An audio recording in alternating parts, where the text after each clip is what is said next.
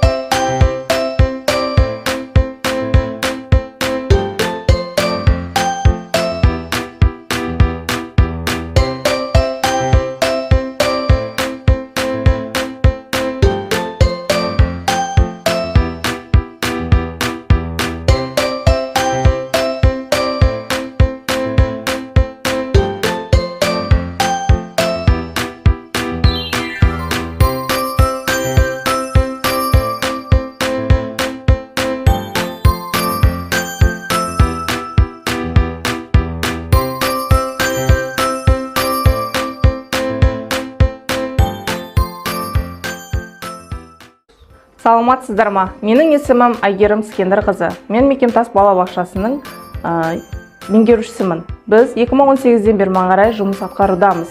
Яғни айта кететін болсақ, бізде 75 бала тәрбиеленуде. Бізде 3 топ жұмыс атқаруда. Айта кететін болсақ, 2 орыс топ және 1 қазақ тобымыз бар. Жоғарғы білімді 6 тәрбиешіміз бар. Және 3 көмекшіміз, медбикеміз, жоғары білімді ағылшын, хореограф, логопед, одан кейін медбикеміз жұмыс атқаруда.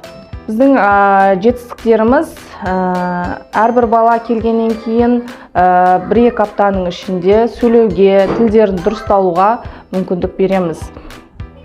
Бізде 3 мезгіл ыстық тамағымыз бар, оның ішінде көкөністер бар.